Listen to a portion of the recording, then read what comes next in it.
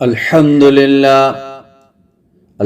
لله رب العالمين، والصلاة والسلام على سيد المرسلين وخاتم النبيين محمد وآله وصحبه أجمعين، ومن تبعهم بإحسان ودعا بدعوتهم إلى يوم الدين.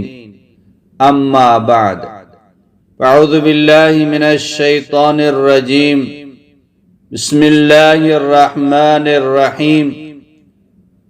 ظهر الفساد في البر والبحر بما كسبت أيدي الناس ليذيقهم بعض الذي عملوا لعلهم يرجعون. وقال الله سبحانه وتعالى: ومن أعرض عن ذكري فإن له معيشة ضنكا ونحشره يوم القيامة أعمى قال رب لما حشرتني أعمى وقد كنت بصيرا قال كذلك أتتك آياتنا فنسيتها وكذلك اليوم تنسى. وقال رسول الله صلى الله تعالى عليه وسلم: يا أيها الناس إن الله يقول لكم مروا بالمعروف وانهوا عن المنكر قبل أن تدعوني فلا أجيب لكم وتسألوني فلا أعطيكم وتستنصروني فلا أنصركم. وقال رسول الله صلى الله تعالى عليه وسلم: إنكم على بينة من ربكم ما لم تظهر فيكم سكرتان، سكرة الجهل وسكرة حب العيش، وأنتم تأمرون بالمعروف وتنهون عن المنكر وتجاهدون في سبيل الله. وإذا ظهر فيكم حب الدنيا فلا تأمرون بالمعروف ولا تنهون عن المنكر ولا تجاهدون في سبيل الله، القائلون يومئذ بالكتاب والسنة كالسابقين الأولين من المهاجرين والأنصار. او كما قال رسول اللہ صلی اللہ تعالی علیہ وسلم. میرے محترم بھائیوں، دوستوں، بزرگوں، دنیا کے اندر جتنی مصیبتیں ہیں، حالات ہیں، فساد ہیں، پریشانیاں ہیں، یہ انسانوں کے اپنے ہاتھ کی کمائی ہے. انسان اللہ پاک نے اپنی عبادت کے لیے پیدا کیا تھا، اپنے لیے پیدا کیا تھا کہ یہ میری مان کے چلے گا، میری بات کو مانے گا، میری عبادت کرے گا، میری نافرمانی نہیں کرے گا. جب انسان نے اللہ پاک کی نافرمانی شروع کی، اللہ کے حکموں کو توڑنا شروع کیا، تو اللہ جل جلالہ ان پر مصیبت لاتے ہیں، پریشانیاں آتی ہیں، حالات آتے ہیں، مصیبتیں آتی ہیں. یہ اس لیے کہ دوبارہ اپنے کام پہ آ جائے، دوبارہ اپنے مقصد پہ آ جائے، اللہ پاک کی طرف رجوع کر لے، تاکہ یہ جہنم کی بڑی آگ سے بچ جائے، آخرت کی بڑی بڑی مصیبتوں سے وہ بچ جائے. دنیا میں چھوٹی چھوٹی مصیبتیں، چھوٹا چھوٹا عذاب دے کر اس کو اپنی طرف لانے کے لیے، رجوع کرنے کے لیے، اپنی عبادت کے لیے، اپنے فرما برداری کے لیے، اپنی طرف اس کو کھینچنے کے لیے دنیا کے اندر اس پر حالات بھیجتے ہیں. لِيُذِيقَهُمْ بَعْضَ الَّذِي عَمِلُوا لَعَلَّهُمْ يَرْجِعُونَ. یہ مصیبتیں، چھوٹے چھوٹے عذاب ان کو اس لیے چکاتے ہیں تاکہ یہ اپنے مقصد پہ آ جائے، اپنے خالق، اپنے مالک، اپنے رازق کو راضی کرنے والا بن جائے، آخرت کی بڑی مصیبتوں سے، بڑے عذابوں سے بچ جائے. اس لیے اللہ جل جلالہ دنیا کے اندر بندوں کے اوپر چھوٹی چھوٹی مصیبتیں، چھوٹا چھوٹا عذاب بھیجتے ہیں. اللہ جل جلالہ حبیب بھی ہیں اور اللہ جل جلالہ طبیب بھی ہیں. ڈاکٹر، حکیم سب سے پہلے مریض کو मीठी मीठी दवाइयां देता है, इससे काम न बने फिर कड़वी दवाइयां देता है, इससे काम न बने फिर इंजेक्शन लगाता है, इससे काम न बने छोटा ऑपरेशन करता है, इससे काम न बने तो बड़ा ऑपरेशन करता है। इसलिए अल्लाह जल्ले जलालू छोटे छोटे अजाब भेजते हैं, छोटी छोटी मुसीबतें शुरू में भेजते हैं ताकि ये आ जाए, अपने काम पे आ जाए, आखिरत की परेशानियों से बच जाए। आखिरत की बड़ी परेशानियों से बचाने के लिए दुनिया के अंदर छोटी छोटी परेशानियों में उसको मुब्तला करते हैं। अब आदमी ऑपरेशन क्यों करता है? नफा के लिए करता है या नुकसान के लिए करता है? नफा के लिए करता है। और ये जो मुसीबतें दुनिया में आ रही हैं, ये अजाब आ रहे हैं, ये परेशानियां आ रही हैं, ये इंसान के उसके लिए ये खैर है, ये एक नेमत है, इसको नेमत समझें ताकि आखिरत की बड़ी परेशानियों से बच जाएं।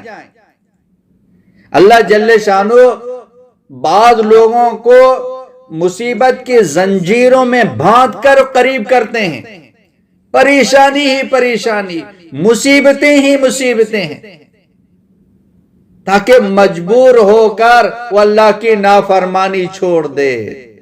अगर फिर भी नहीं मानता है फिर ऐसा अजाब भेजकर उसको हमेशा के लिए खत्म करते हैं। फिरौन सरकश हो गया, फिरौन नाफरमान हो गया, यहां तक कि खुदाई का दावा करने लग गया। अल्लाह पाक ने एक अजाब भेजा, वो उसने रुजू कर लिया, मूसा के सामने चले गए, हजरत मूसा अलैहिस्सलाम के पास, ए मूसा माफ कर दो, आइंदा नहीं करूंगा, तुम दुआ करो ये मुसीबत ये अजाब हट जाए। वो मुसीबत हट गई, वो अजाब उठा लिया गया, वो फिर नाफरमान हो गया। फिर दूसरा अजाब आ गया, फिर इसी तरह तीसरा, चौथा, सातवां, 8 अजाब इस तरफ आ गए। कभी टिड्डी का अजाब, कभी मेंढक का अजाब, कभी खून का अजाब, कभी जुओं का अजाब, एक एक अजाब आता था। वो रुजू करता था, ए मूसा दुआ करो, मैं आइंदा नहीं करूंगा। हजरत मूसा अलैहिस्सलाम दुआ फरमाते थे, अल्लाह पाक ने अजाब को हटा लिया, फिर दोबारा शुरू हो गया, फिर आखिरी अजाब देकर, 9वां अजाब देकर उसको हमेशा के लिए गर्क कर दिया। आज हर एक परेशान है, मालदार तो सबसे ज्यादा परेशान है। माल जमा करके अल्लाह की नाफरमानी में लगे हुए हैं, तो सुकून कहां से मिलेगा, खुशी कहां से मिलेगी? वमन आरज़ अन ज़िक्री फ़इन्न लहू मईशतन ज़न्का। जो हमारे दीन से एराज करेगा, हमारे जिक्र से एराज करेगा, हमारी नाफरमानी करेगा, अल्लाह जल्ले शानो फरमाते हैं हम उसकी जिंदगी तंग कर देंगे। जिस मालदार को वो अल्लाह का नाफरमान है, अगर तुम्हें वहां खुशी नजर आ रही है, कामयाबी नजर आ रही है, वो कामयाबी का धोखा है, वो खुश हो ही नहीं सकता है। ये अल्लाह के कलाम का फैसला है। अल्लाह के दीन को छोड़कर कोई खुश नहीं हो सकता है। वो अंदर से इतने परेशान है कि आप सोच भी नहीं सकते। और ये हालात क्यों खराब हैं, हम क्यों परेशान हैं? हालात इसलिए खराब हैं कि हमारे आमाल खराब हैं। ऊपर जो कुछ आप भेजता है वही आएगा। बुरे आमाल भेजेंगे, बुरे हालात आएंगे, अच्छे आमाल भेजेंगे, अच्छे हालात आएंगे। ऊपर तुम फूल फेंकेगा, तुम्हारे लिए जो ना वही फूल आएगा। पत्थर फेंकेगा तो फूल नहीं आएगा। बुरे आमाल भेज रहे हैं तो तुम्हारे लिए अच्छे हालात कहां से आएंगे? पत्थर भेज रहा है तो तुम्हारे जवाब में भी पत्थर आ रहा है। जैसे आमाल होंगे ऐसे हालात हैं। इसलिए पूरी दुनिया, सारे लोग आज परेशान हैं। परेशानी की वजह उसके आमाल हैं। आमाल क्यों खराब हैं? आमाल खराब है तो यकीन की वजह से आमाल खराब है। आमाल यकीन खराब होगा तो आमाल खराब होंगे। आमाल खराब होगा तो हालात भी खराब होंगे। یقین کیوں خراب ہے؟ یقین خراب ہے کہ یقین پر محنت نہیں ہو رہی ہے، صحیح یقین بنانے کی کوئی محنت نہیں ہے، اس لیے یقین بگڑ گیا، یقین خراب ہے، یقین خراب، اعمال خراب، اعمال خراب تو حالات خراب ہیں۔ حدیث میں ہے جسم کے اندر ایک گوشت کا ٹکڑا ہے، اگر وہ صحیح ہو گیا تو پورا جسم صحیح ہوگا، اگر وہ بگڑ گیا تو پورا جسم بگڑ جائے گا۔ الا ان فی الجسد مضغۃ اذا صلحت صلح الجسد كله واذا فسدت فسد الجسد كله الا وهي القلب الا وهي القلب الا وهي القلب۔ جسم کے اندر ایک گوشت کا لوتڑا ہے، اگر وہ صحیح ہو گیا تو پورا جسم صحیح ہوگا، جسم سے نکلنے والے اعمال صحیح ہوں گے، جسم سے نکلنے والے اعمال جب صحیح ہوں گے تو حالات بھی صحیح ہوں گے۔ اگر جسم کا وہ گوشت کا ٹکڑا خراب ہو گیا تو پورا جسم بگڑ جائے گا، پھر اس جسم سے وہ اعمال نکلیں گے جو بگڑے ہوئے ہیں، اعمال جب بگڑے ہوئے خراب اعمال نکلیں گے تو حالات بھی خراب آئیں گے۔ اس لیے آج جو دل کا یقین ہے وہ بگڑ گیا، اعمال بگڑ گئے۔ انسان کا جسم ایک مشین ہے، ہمیشہ سے اعمال نکل رہے ہیں، یا اچھے اعمال نکل رہے ہیں یا برے اعمال نکل رہے ہیں۔ یقین صحیح ہوگا، ایمان صحیح ہوگا، وہ اعمال صحیح ہوں گے، پر حالات صحیح ہوں گے۔ جس کے حالات ٹھیک نہیں ہیں وہ حالات کا مقابلہ حالات سے نہ کرے، حالات خراب ہو گئے، وہ مزید چیزوں کے بڑھانے کی فکر میں ہے، مزید سود لینے کی فکر میں ہے، وہ یہ سمجھتا ہے کہ ہمارا گھر اچھا نہیں ہے، ہماری سواری اچھی نہیں ہے، ہمارے کپڑے اچھے نہیں ہیں، کھانا پینا اچھا نہیں ہے، مال کی کمی کی وجہ سے یہ حالات ہیں۔ وہاں چیزوں کی کمی کی وجہ سے حالات خراب نہیں ہیں، وہاں اعمال کی وجہ سے حالات خراب ہیں، اور اعمال یقین کی خراب ہونے کی وجہ سے جو ہے نا یہ اعمال خراب ہیں۔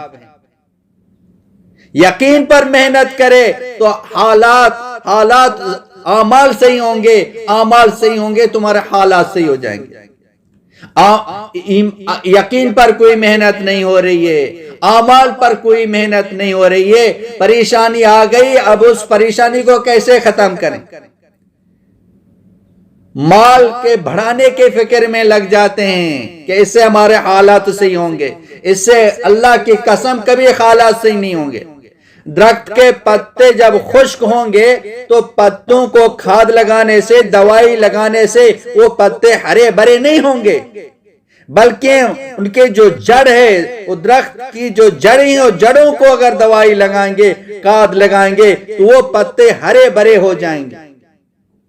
ہمارے حالات خراب ہیں، حالات خراب ہیں تو اپنے اعمال کو دیکھیں، اعمال کو دیکھنے کے بعد اپنا یقین دیکھیں، یقین صحیح کریں، اعمال صحیح ہوں گے، اعمال صحیح ہوں گے تو حالات صحیح ہوں گے۔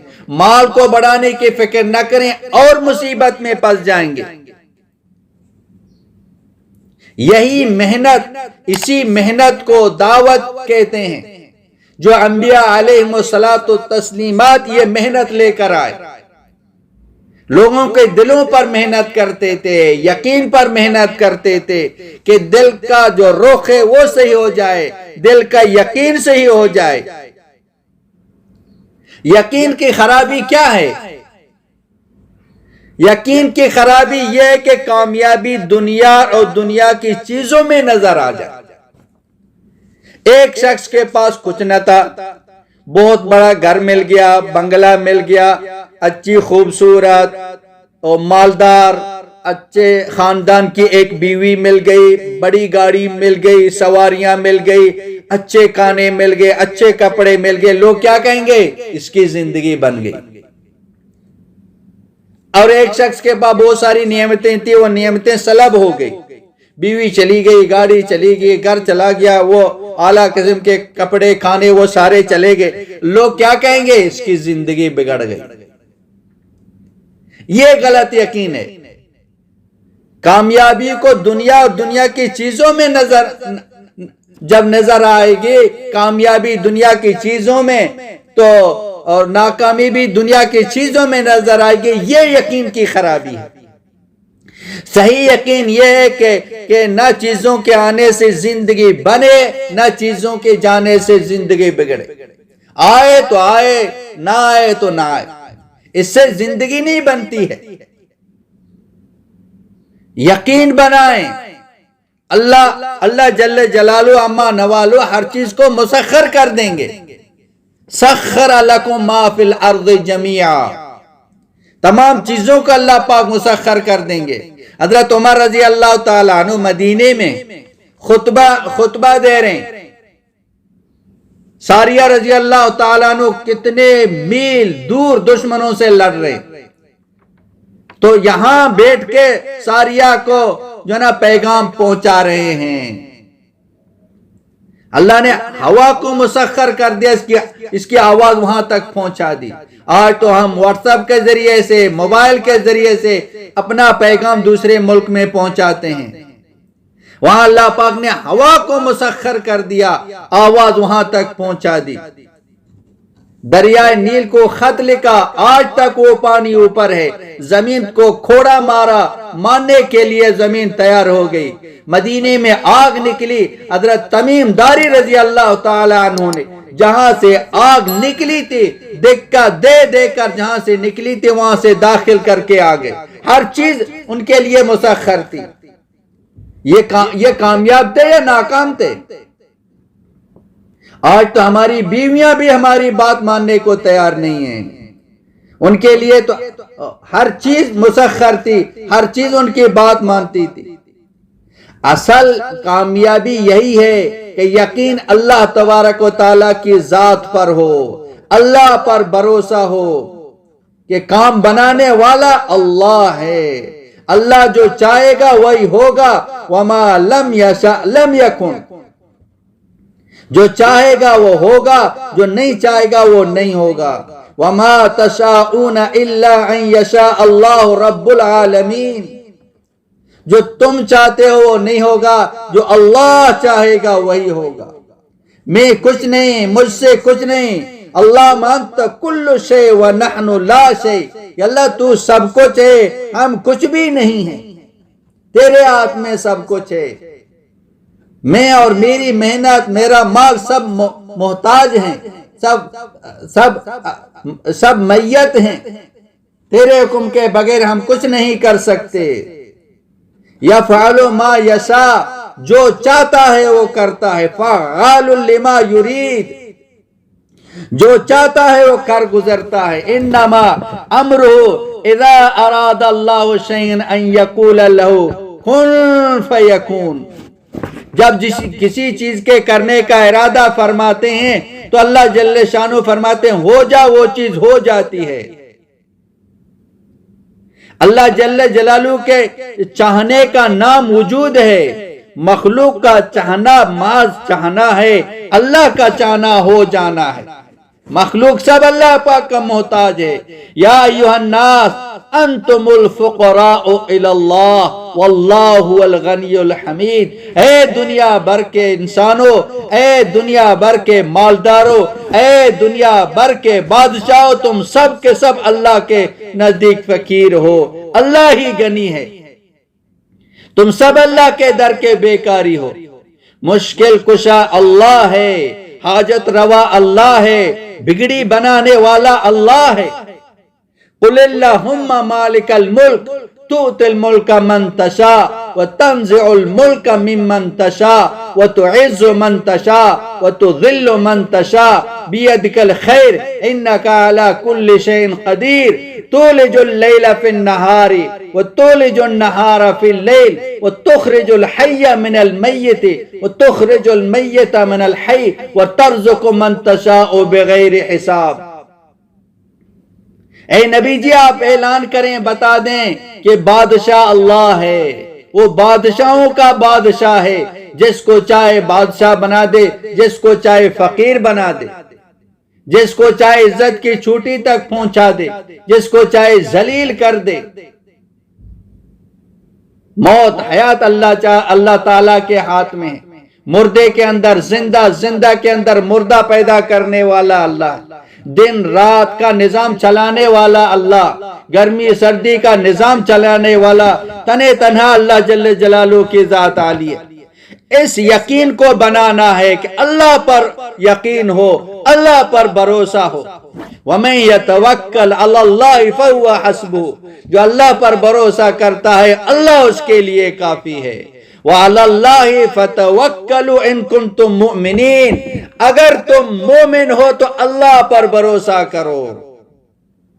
أَلَيْسَ اللَّهُ بِكَافٍ عَبْدَهُ، کیا اللہ پاک اپنے بندوں کے لیے کافی نہیں ہے؟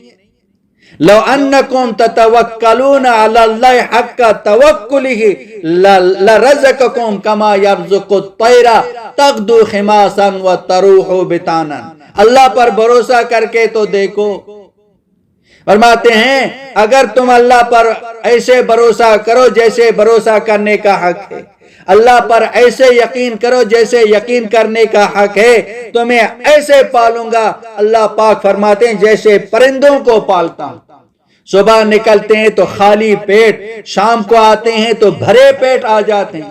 کوئی فیکٹری نہیں ہے، کوئی دکان نہیں ہے، کوئی کاروبار نہیں ہے. کیسے اللہ پاک ان کو پال رہے ہیں؟ اللہ پاک فرماتے ہیں کہ مجھ پہ بھروسہ کرو، مجھ پہ یقین کرو، ایسے پالوں گا جیسے کہ میں پرندوں کو پالتا ہوں. سارے مسئلوں کا حل وہ یقین ہے. نبی کریم صلی اللہ علیہ وسلم آخرت کے اعتبار سے بینا ہیں، ہم نابینا ہیں. نبی کریم صلی اللہ علیہ وسلم نے ساری چیزوں کو دیکھا ہے. آسمانوں کو دیکھا، فرشتوں کو دیکھا، جنت کو دیکھا، جہنم کو دیکھا، جہنم کے عذاب کو دیکھا، جنت کی نعمتوں کو دیکھا، اللہ کو دیکھا. یہ سب کچھ دیکھ کے آئے ہیں. وہ آخرت کے اعتبار سے بینا ہیں، ہم نابینا ہیں. نابینا اگر بینا کی بات مانے گا وہ کامیاب ہوگا. اگر نابینا بینا کی بات نہیں مانے گا وہ ناکام ہوگا، وہ گڑھے میں گر جائے گا. نبی کریم صلی اللہ علیہ وسلم بینا ہیں، ہم آپ علیہ السلام کی بات مانیں گے کامیاب ہو جائیں گے. اس لیے حضور اکرم صلی اللہ علیہ وسلم نے صحابہ کرام کو جو کچھ بتایا تو صحابہ کرام نے حضور صلی اللہ علیہ وسلم کی بات مانی، اس کے بتائے ہوئے اعمال کیے، حضور صلی اللہ علیہ وسلم کی محنت میں لگ گئے، دنیا میں کامیاب ہو گئے اور آخرت میں بھی کامیاب ہو گئے. حضور صلی اللہ علیہ وسلم قیمتی ہیں، آپ کے جسم سے نکلنے والے اعمال قیمتی ہیں. ساری دنیا جو کچھ اس کے اندر ہے، سونا چاندی، گاڑیاں، ہیرے جواہرات، جو کچھ اس دنیا کے اندر ہے، اللہ پاک کے نزدیک مچھر کے پر کے برابر بھی ان کی حیثیت نہیں ہے. اور جو حضور صلی اللہ علیہ وسلم کے اعمال چھوڑ کر ان کے پیچھے لگ جائے گا تو اللہ کے نزدیک ان انسانوں کی بھی کوئی حیثیت نہیں ہوگی. انسان تب قیمتی بنے گا جب حضور صلی اللہ علیہ وسلم کے اعمال کو اپنائے گا، حضور صلی اللہ علیہ وسلم کی سنتوں کو اپنائے گا. حضرت بلال رضی اللہ تعالی عنہ دنیا کے اعتبار سے اس کے پاس کچھ نہیں ہے. جب نبی کریم صلی اللہ علیہ وسلم معراج پہ تشریف لے گئے، آپ نے دیکھا ایک انسان کی چلنے کی آواز آپ نے سن لیا. پوچھا کہ یہ کیا ہے؟ تو بتایا گیا کہ یہ حضرت بلال رضی اللہ تعالیٰ عنہ کی چمپلوں کی آواز ہے، جو دنیا میں چل رہا ہے، زمین پہ چل رہا ہے. زمین سے لے کر آسمان تک 500 سال کی مسافت، ایک آسمان کی موٹائی 500 سال کی مسافت، پھر دوسرا، تیسرا، چوتھا، پانچواں، چھٹا، ساتواں، کتنا دور زمین پہ چل رہے ہیں. کیا عزت ہے، کیا شان ہے، کیا اکرام ہے. جنہیں ساتوں آسمان پر اس کے چمپلوں کی آواز سنائی دے رہی ہے. کیوں اتنے قیمتی بن گئے کہ اس نے نبی کریم صلی اللہ علیہ وسلم کے اعمال شروع کیے. حضرت سعد بن معاذ رضی اللہ تعالیٰ عنہ انصاری صحابی ہیں، مدینے میں تھے، مسلمان ہو گئے، صرف 5 سال کے مسلمان تھے۔ آج ہم 20 30 40 50 60 70 سال کے مسلمان ہیں، وہ صرف 5 سال کے مسلمان تھے۔ نبی کریم صلی اللہ علیہ وسلم کی گود میں انتقال ہو گیا۔ ہر صحابی کی یہی چاہت تھی کہ میری موت نبی کریم صلی اللہ علیہ وسلم کے سامنے آ جائے، اللہ کے نبی کی نگاہ میری نگاہ پر ہو، میرے چہرے پر ہو، میری روح نکل جائے، مجھے اللہ کا نبی غسل دے دے، کفن دے دے، نماز جنازہ پڑھے، قبر میں اتار دے، میرے لیے دعا کرے۔ ہر صحابی کی یہی چاہت تھی۔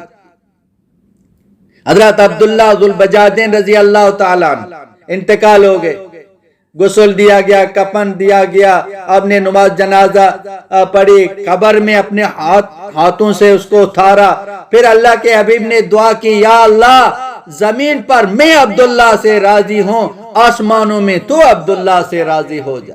کیا سعادت کی موت تھی۔ حضرت عمر رضی اللہ تعالیٰ عنہ نے جب یہ جملہ سنے تو حضرت عمر رضی اللہ تعالیٰ عنہ کی چیخ نکل گئی۔ حضرت عمر رضی اللہ تعالیٰ عنہ نے فرمایا، اے کاش کہ آج اس قبر میں اترنے والا عمر ہوتا۔ ہر صحابی کی یہی چاہت تھی۔ حضرت سعد بن معاذ رضی اللہ تعالیٰ عنہ کا سر اللہ کے نبی کی گود میں، صحابہ کرام اس کو لینا چاہتے تھے کہ آپ کے کپڑوں پر خون نہ لگ جائے، لیکن آپ نے نہیں دیا۔ اللہ کے نبی کی گود میں حضرت سعد بن معاذ رضی اللہ تعالی عنہ کی روح نکل گئی۔ اللہ کے نبی نے فرمایا کہ اہتز عرش الرحمن، اللہ کے نبی نے فرمایا آج زمین پر اتنے فرشتے اتر گئے کہ قدم رکھنے کی جگہ نہیں ہے، جلدی کرو اس کو غسل دے دو، نہیں تو فرشتہ اس کو غسل دے دیں گے۔ ام المومنین حضرت عائشہ رضی اللہ تعالیٰ عنہ فرماتی ہیں کہ میں نے اپنے حجرے میں حضرت ابو بکر، حضرت عمر، حضرت علی رضی اللہ تعالی عنہم کی رونے کی آواز سنی اس دن اس کی موت پر۔ نبی کریم سرور دو عالم صلی اللہ علیہ وسلم جب پریشان ہوتے تھے، زیادہ پریشانی کی وجہ سے داڑھی مبارک کو پکڑتے تھے۔ اس دن اللہ کے نبی نے اپنی داڑھی کو پکڑا ہوا تھا اور فرمایا اہتز عرش الرحمن، آج تو سعد کی موت کی وجہ سے اللہ کا عرش ہل گیا ہے۔ اتنے قیمتی کیوں ہو گئے؟ 5 سال کا مسلمان۔ انسان قیمتی اس وقت بنتا ہے اعمال کی وجہ سے، چیزوں کی وجہ سے وہ قیمتی نہیں بنتا ہے۔ مال دولت کی وجہ سے، چیزوں کو بڑھانے کی، چیزوں کی فکر کی وجہ سے وہ قیمتی نہیں ہوتا ہے، اعمال کی وجہ سے قیمتی ہوتا ہے۔ حضرت ابو بکر، حضرت عمر، حضرت عثمان رضی اللہ تعالیٰ عنہ تاجر تھے، کوئی ان کو نہیں پہچانتا تھا، لیکن جب حضور صلی اللہ علیہ وسلم کے اعمال میں لگ گئے تو کتنی قیمتی ہو گئے۔ ایک صحابی حضرت معاذ رضی اللہ تعالیٰ عنہ، حضرت عمر رضی اللہ تعالیٰ نے فرمایا عجزت النساء ان یلد مثل معاذ، کہ آج کے بعد قیامت تک کوئی ماں معاذ جیسا بیٹا پیدا نہیں کر سکتی ہے۔ ابو عبیدہ بن جراح رضی اللہ تعالیٰ عنہ، آپ نے فرمایا ہر امتی کا ایک امیر ہے، میری امت کا امیر ابو عبیدہ بن جراح ہے۔ یہ ملک شام کا گورنر تھا۔ اس وقت ملک شام 4-5 ملک مل کر ایک ملک تھا۔ اردن، سوریہ، فلسطین، لبنان اور شام، یہ 5 مل کے ایک ملک تھا۔ نبی کریم صلی اللہ علیہ وسلم کے زمانے، نبی علیہ السلام کے بعد بھی 500 سال تک یہ ایک صوبہ تھا، 5 مل کے۔ حضرت ابو عبیدہ بن جراح رضی اللہ تعالیٰ عنہ 5 ملک جو ایک تھا ان کا گورنر تھا۔ کتنا بڑا ملک ان کا گورنر۔ حضرت عمر رضی اللہ تعالیٰ عنہ خلیفہ تھے، خیر خبر لینے کے لیے وہاں چلے گئے۔ حضرت عمر رضی اللہ تعالیٰ عنہ نے فرمایا کہ میں گورنر کا گھر دیکھنا چاہتا ہوں، میں تیرا گھر دیکھنا چاہتا ہوں۔ حضرت عمر رضی اللہ تعالیٰ عنہ فکر مند تھے کہ اتنے بڑے ملکوں کے یہ گورنر ہیں، کہیں یہ بدل نہ جائے، اس لیے وہ فکر مند رہتے تھے، خیر خبر لیتے تھے۔ تو ابو عبیدہ بن جرہ رضی اللہ تعالی عنہ نے عرض کیا کہ میرے گھر کے اندر آپ کو سوائے رونے کے اور کچھ نہیں ملے گا۔ فرمایا پھر بھی میں آپ کا گھر دیکھنا چاہتا ہوں۔ چلے گئے، دمشق سے بھی آگے چلے گئے، دور دیکھا ایک جھونپڑی ہے، کہاں لے کے جا رہا ہوں؟ اپنے گھر میں۔ گھر چلے گئے، ایک چھوٹی سی جھونپڑی ہے، دیکھا اس کے اندر نہ برتن ہے نہ بستر ہے، اور آپ کا برتن کہاں ہے، کھانا کہاں سے کھاتے ہیں؟ وہاں سے ایک پیالہ نکالا، اس کے اندر پانی تھا اور روٹیاں تھی۔ فرمایا کہ ایک میری بیوی کا انتقال ہو گیا ہے، ایک عورت ہے وہ ایک ہفتے کی روٹیاں پکا کر دیتی ہے، روٹیاں بڑی سخت ہیں، صبح اس کو پانی میں ڈالتا ہوں اور رات کو جب یہ نرم ہوتی ہیں تو میں اس کو کھاتا، یہ میرا کھانا۔ آپ کا بستر یہ جا نماز ہے، مصلی ہے، اس پر نماز بھی پڑھتا ہوں، یہاں سو جاتا ہوں۔ حضرت عمر رضی اللہ تعالیٰ عنہ رونے لگ گئے، اتنے بڑے ملک کا گورنر اور یہ اس کا حال ہے۔ فرمایا میں نے آپ کو کہا تھا کہ یہاں رونے کے سوا آپ کو کچھ نہیں ملے گا۔ صحابہ کرام بدلے نہیں، چیزوں کو دیکھ کر چیزوں کو آتے ہوئے وہ بدلے نہیں۔ عمر بن عاص رضی اللہ تعالیٰ عنہ مصر کا گورنر ہے، ملک مصر فتح ہو گیا، جو محل تھا اس محل کو دیکھنے کے لیے بھی نہیں گئے۔ فرمایا میرا حجرہ مسجد کے ساتھ بنا دو، میں یہاں رہتا ہوں۔ سلمان فارسی رضی اللہ تعالیٰ عنہ ایران کے گورنر تھے، پورا ایران کے گورنر، بدلے نہیں۔ اس کی عدالت کہاں تھی؟ ایک درخت کے نیچے سائے میں بیٹھتے تھے، لوگوں کا مسئلہ حل کرتے تھے، جہاں دھوپ آتی تھی سایہ چلا جاتا تھا، وہاں سائے میں بیٹھتا تھا۔ لوگوں نے آپ کے لیے گھر بنائیں گے، آپ گورنر ہیں، لوگوں کا مسئلہ حل کریں، میرا تو گزارا ہو رہا ہے، دنیا تو گزارے کی جگہ، گھر بنانے کی کیا ضرورت؟ بچے اس کے کپڑوں میں کھیلتے تھے، لوگ کہتے آپ کا گورنر ہے، اچھا آدمی ہے، اس کے کپڑوں کو مت کھیلو، اس کے ساتھ طرح مذاق مت کرو۔ تو حضرت سلمان فارسی رضی اللہ تعالیٰ نے فرمایا چھوڑو، کھیلنے دو، اچھے برے کا پتہ کل قیامت کے دن پتہ چلے گا کہ کون اچھا تھا اور کون برا تھا۔ یہ صحابہ کرام تھے۔ حضرت ابو عبیدہ بن جرہ رضی اللہ تعالیٰ عنہ اللہ کے راستے میں شہید ہو گئے، اس کے نائب تھے معاذ بن جبل رضی اللہ تعالیٰ، تو اس نے کہا ہے لوگو آج تمہیں ایسے شخص کا صدمہ پہنچا ہے، اب اللہ کی قسم قیامت تک ایسا امیر تمہیں نہیں ملے گا، اور دلیل دی کہ نیکیوں میں سب سے آگے، نافرمانی میں سب سے پیچھے، اور خیر کے کاموں میں سب سے آگے، مسلمانوں کی خیر خواہی میں سب سے آگے، یہ ایسے تھے، ایسے کتنی خوبیاں گنوا دی، ایسے صحابہ کرام تھے۔ حضرت عمر رضی اللہ تعالیٰ عنہ خلیفہ تھے، بہت روئے، فرمایا اب ابو عبیدہ بن جرہ رضی اللہ تعالیٰ عنہ جیسا شخص میں کہاں سے لاؤں؟ یہ اتنے قیمتی کیسے ہو گئے؟ اعمال کی وجہ سے قیمتی ہو گئے، تقوی کی وجہ سے یہ قیمتی ہو گئے۔ تقوی کی وجہ سے انسان قیمتی بن جاتا ہے، مال کی وجہ سے قیمتی نہیں بنتا ہے۔ گھروں کے اندر عزت نہیں ہے، گاڑیوں میں عزت نہیں ہے۔ کتے کو بڑے گھر میں بٹھاؤ، اس کی عزت نہیں بڑھے گی، کتے کو بڑی گاڑی میں بٹھاؤ، وہ وہی کتا ہے، کتا کتا ہی، اس کو جہاں بھی بٹھا دو۔ اگر گاڑیوں میں عزت ہوتی تو کتے کی عزت بڑھ جاتی، کپڑوں میں عزت ہوتی، گاڑیوں میں گھروں میں عزت ہوتی تو کتے کی عزت بڑھ جاتی۔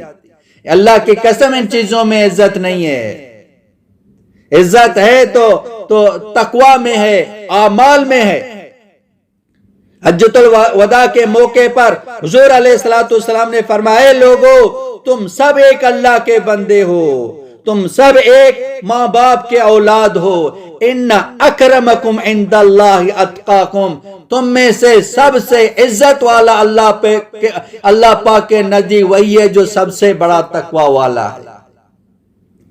تقوی کی وجہ سے تم عزت والے ہو، سنت کے مطابق زندگی گزارنے سے انسان قیمتی بنتا ہے، انسان کی زندگی بن جاتی ہے، اس کو عزت مل جاتی ہے۔ چیزوں کی وجہ سے انسان قیمتی نہیں بنتا ہے۔ حضرت عائشہ رضی اللہ تعالی عنہا کا گھر کتنا چھوٹا تھا، کھڑے ہوتے تو سر چھت پہ لگتا اور لیٹ جاتے تو ایک طرف کی دیوار میں پاؤں لگ جاتے، دوسرے دیوار کی طرف سر لگ جاتا، ایک چھوٹا سا گھر تھا۔ آپ علیہ السلام تہجد جب پڑھتے تھے تو اماں عائشہ رضی اللہ تعالی عنہا کی پاؤں کو ہاتھ لگاتے، پاؤں سکڑ دیتے تھے، آپ نماز پڑھتے تھے۔ ایک آدمی لیٹتا تھا، دوسرا نماز بھی نہیں پڑھ سکتا تھا۔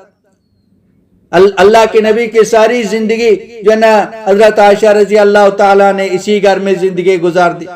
جب اللہ کے نبی کا انتقال ہو گیا، اس دنیا میں تشریف لے گئے تو آپ علیہ السلام کی قبر مبارک اسی حجرے میں بن گئی۔ اب کتنی جگہ رہ گئی ہے؟ اسی طرح جب حضرت ابو بکر رضی اللہ تعالیٰ عنہ کا انتقال ہو گیا تو حضرت ابو بکر رضی اللہ تعالیٰ عنہ کی قبر وہ بھی اسی حجرے میں بن گئی۔ اب کتنی جگہ رہ گئی ہے؟ یہاں بھی زندگی گزار رہی ہے۔ اور حضرت عمر رضی اللہ تعالیٰ عنہ کا انتقال ہو گیا تو حضرت عمر رضی اللہ تعالیٰ عنہ کی قبر بھی اسی حجرے میں بن گئی۔ پھر آپ رضی اللہ تعالیٰ عنہ وہ نکل گئے۔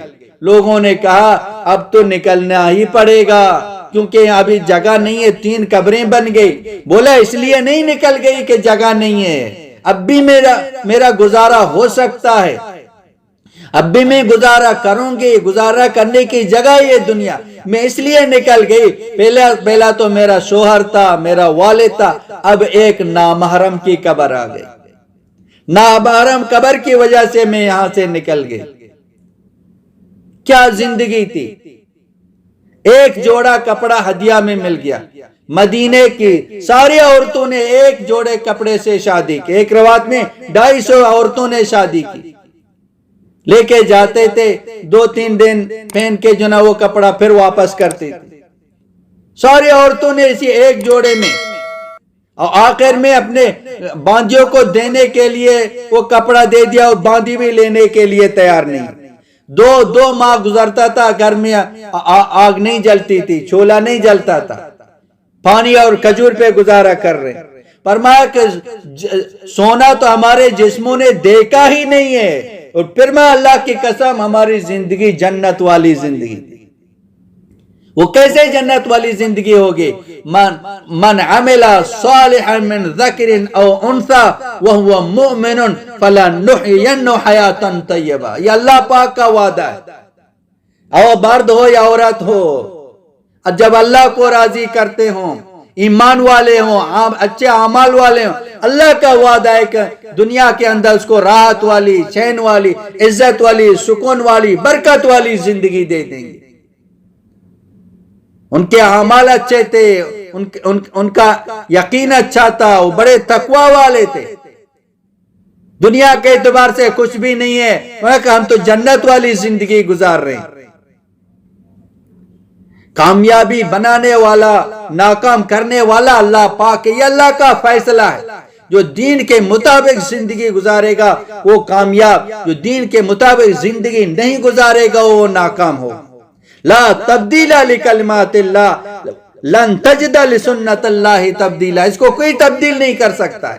جس کو کامیاب ہونا ہے وہ دین کے مطابق زندگی گزارے، ورنہ ناکام ہوگا۔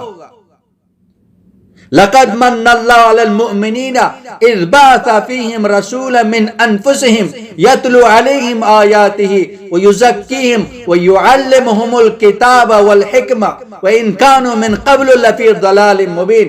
اللہ پاک نے مومنوں پر احسان کیا کہ ان میں سے ایک رسول کو بھیجا، انہوں نے محنت کی، دین سکھایا، سنتیں سکھائی، علم سکھایا۔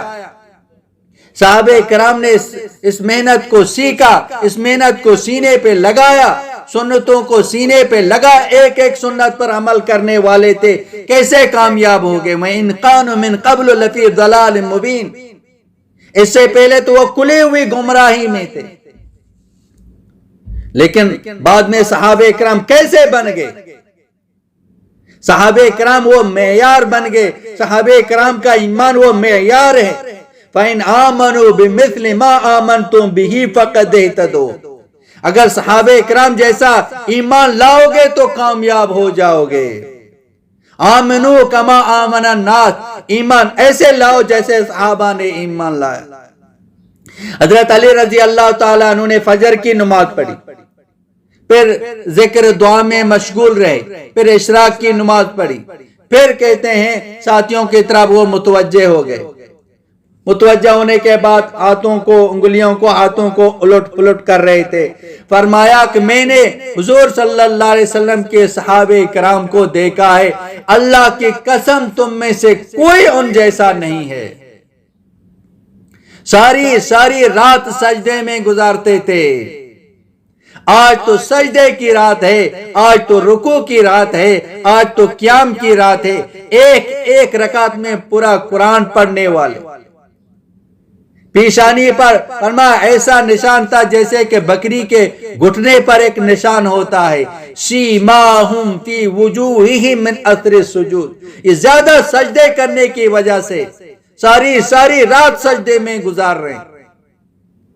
اور فرمایا صبح جھوم کر ایسے کثرت سے اللہ کا ذکر کرتے تھے، اور صبح ایسے روتے تھے گویا کہ انہوں نے ساری رات غفلت میں گزاری ہے۔ حضرت حسن بصری رضی رحمت اللہ علیہ نے وہ فرمایا کہ میں نے 120 صحابہ کرام سے ملاقات کی، اکثر زندگی ان کے ساتھ گزری ہے۔ حضرت علی رضی اللہ تعالیٰ عنہ سے براہ راست فیاضیاب ہوئے۔ فرمایا میں نے کسی صحابی کو بھی آخرت کے بارے میں غفلت میں نہیں پایا، کسی صحابی کو میں نے دنیا کے بارے میں فکر مند نہیں پایا۔ انہوں نے اللہ کے دین کے لیے قربانی دی، اپنا مال لگا دیا، اپنی جان لگا دی، اپنا مال، اپنا وقت، سب کچھ اللہ کے دین کے لیے لگا دیا، سب کچھ اللہ کے دین کے لیے انہوں نے قربان کر دیا۔ حضرت انس بن نضر رضی اللہ تعالیٰ عنہ جب احد میں صحابہ کرام کے قدم اکھڑ گئے تو حضرت انس بن نضر رضی اللہ تعالیٰ عنہ نے حضرت سعد رضی اللہ تعالیٰ عنہ سے عرض کیا، اے سعد تم کہاں جا رہے ہو؟ اللہ کی قسم مجھے تو احد کے پہاڑ سے جنت کی خوشبو آ رہی ہے۔ 80 سے زیادہ جسم پر زخم تھے، جسم چھلنی ہو گیا تھا۔ تو دشمنوں کے ہجوم میں وہ گھس گئے۔ اللہ پاک نے اس کے اکرام میں قرآن پاک کی آیت اتاری، من المؤمنین رجال صدقوا ما عاہدوا اللہ علیہ فمنہم من قضى نہبہ ومنہم من ينتظر وما بدلوا تبدیلا۔ مومنوں میں ایسے مرد ہیں فرمایا جس نے اللہ پاک کے ساتھ جو وعدہ کیا وہ وعدہ کر گزرا وعدہ کو پورا کیا، اور کچھ ایسے ہیں جو انتظار میں ہیں۔ صحابہ کرام نے جو وعدہ کیا تھا وعدہ کو پورا کیا، اپنا سب کچھ اللہ کے دین کے لیے لگا دیا۔ خرجوا ما رجوا الی دیارہم حتی ماتوا فی سبیل اللہ، اللہ کے راستے میں نکل گئے، واپس اپنے گھروں میں نہیں آئے یہاں تک کہ وہاں ان کا انتقال ہو گیا۔ اس دین کی خاطر اللہ کے نبی نے کتنی محنت کی، کتنی کوشش کی، سب کچھ لگا دیا، گرمی سردی دن رات۔ لقد اخفت فی اللہ وما یخاف احد ولقد اوذیت فی اللہ ما لم یوذ احد۔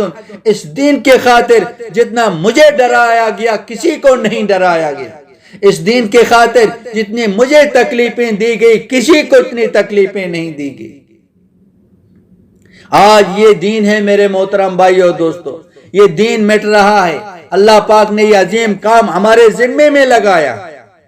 آپ نے فرمایا یا ایھا الناس ان اللہ یقول لکم مروا بالمعروف ونہوا عن المنکر قبل ان تدعونی فلا اجیب لکم وتسألونی فلا اعطیکم وتستنصرونی فلا انصرکم۔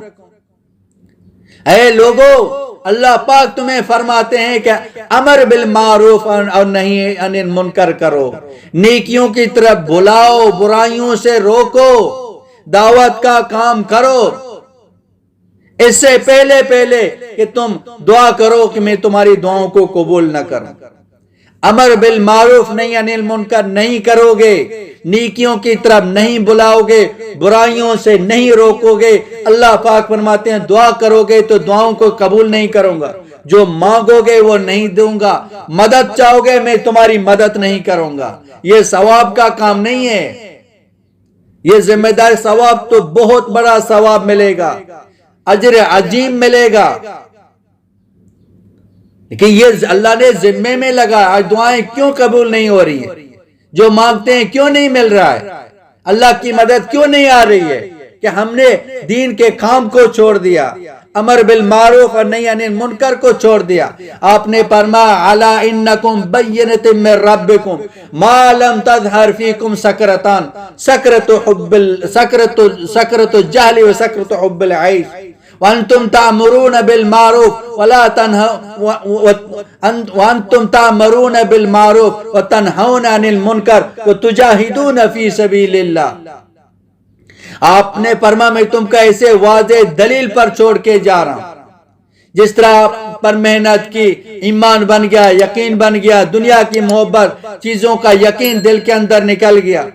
اگر اس پر ہو اور تمہارے اوپر دو نشہ ظاہر نہ ہو، ایک جہالت کا نشہ، اللہ سے غافل، آخرت سے غافل ہے، آخرت کا کوئی علم نہیں ہے، اللہ کا علم نہیں ہے، اللہ کو پہچانتے نہیں ہیں، اور جب یہ نشہ یا دنیا کی محبت، یہ نشہ تمہارے اوپر ظاہر نہیں ہوگا، تم کامیاب ہے۔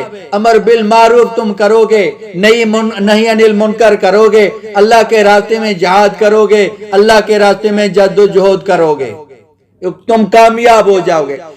فَإِذَا ظَهَرَ فِيكُمْ حُبُّ الدُّنْيَا فَلَا تَأْمُرُونَ بِالْمَعْرُوفِ وَلَا تَنْهَوْنَ عَنِ الْمُنْكَرِ وَلَا تُجَاهِدُونَ فِي سَبِيلِ اللَّهِ۔ لیکن جب آپ کے اندر دنیا کی محبت آئے گی، پھر نہ تم امر بالمعروف کر سکو گے، نہ نہی عن المنکر کر سکو گے، نہ اللہ کے راستے میں جہاد کر سکو گے۔ لیکن اگر دنیا کی محبت آ گئی، جس نے امر بالمعروف نہی عن المنکر کو چھوڑ دیا، اللہ کے دین کے کام چھوڑ دیا، اس وقت جو دین کا کام کرے گا، القائلون یومئذ بالکتاب والسنہ کالسابقین الاولین من المہاجرین والانصار۔ لیکن اس حال میں جو دین کا کام کرے گا، قرآن حدیث کو لے کے جو نا لوگوں کے پاس جائے گا، لوگوں کو اللہ کی طرف بلائے گا، دین کی طرف بلائے گا، امر بالمعروف نہیں عن المنکر کا کام کرے گا، فرمایا وہ ایسے ہیں جیسے کہ مہاجرین انصار میں جو سابقین تھے وہ ان کی طرح ہیں۔ تو میرے محترم بھائیو دوستو، ختم نبوت کے صدقے سے یہ دعوت والا کام ہم سب کو ملا ہے۔ اب یہ ہماری ذمہ داری ہے کہ ہم دین کا کام کریں، تاکہ اللہ تعالیٰ کا دین پوری دنیا میں زندہ ہو جائے، اللہ پاک ہم سب سے راضی ہو جائے، دنیا بھی بنا دے، آخرت بھی بنا دے، دنیا میں بھی کامیاب ہو جائے اور آخرت میں بھی کامیاب ہو جائے۔ اس کے لیے ایک تو یہ کام ہماری ضرورت ہے، جب ایمان بنے گا، یقین بنے گا، ہمارے حالات میں ہمارے اعمال بنیں گے، ہمارے حالات درست ہو جائیں گے، دنیا کے اندر چین والی، راحت والی زندگی اللہ پاک دے دیں گے، برکت والی زندگی دے دیں گے، زمین آسمان کی برکت ہمارے اوپر کھول دیں گے، دنیا میں بھی کامیاب ہو جائیں گے، ہر چیز ہمارے لیے مسخر ہو جائے گی۔ آج تو ہم کثرت چاہتے ہیں، برکت نہیں چاہتے ہیں۔ اگر دین زندگی میں ہوگا برکت ملے گی، آج کثرت ہے لیکن برکت نہیں ہے، تو پھر اللہ پاک زمین آسمان کے برکات کھول دیں گے، اللہ کی مدد قدم قدم پر ساتھ ہو جائے گی۔ ان تنصر اللہ وینصرکم، اللہ کے دین کا کام کریں گے، دین کی مدد کریں گے، اللہ ہماری مدد کریں گے، اللہ ہمارے مسئلوں کو حل کر دے گا۔ مسئلوں کا حل کرنے والا صرف اور صرف اللہ ہے، مسئلوں کا حل وہ دین ہے اور یہ یقین ہے، اس کے علاوہ کچھ بھی نہیں۔ چاہے انسان جتنی بھی محنت کرے وہ پریشان ہوگا، مصیبتوں میں جو ہے نا پھنس جائے گا۔ حل ایک ہی ہے، اسی پر آنا ہے، ایک تو دنیا میں بھی کامیابی اور ایک تو آخرت کی بھی کامیابی، جو ہمیشہ ہمیشہ ہمیشہ کی کامیابی ہے، جو دل چاہے گا وہ مل جائے گا۔ موت کو بھی موت آئے گی، کوئی پریشانی نہیں، کوئی مصیبت نہیں، کوئی تکلیف نہیں ہے، ہمیشہ کی خوشیاں، ہمیشہ کی جوانی مل جائے گی، دنیا میں بھی کامیاب اور آخرت میں بھی کامیاب ہے۔ تو اللہ پاک نے یہ کام ہمارے ذمے میں لگایا، دین کا کام مرد عورتوں کے ذمے میں ہے، تو اس کام کو کرنے کے لیے سب تیار ہیں انشاءاللہ۔ اللہ پاک ہم سب کو عمل کرنے کی توفیق عطا فرمائے۔ وآخر دعوانا ان الحمدللہ رب العالمین۔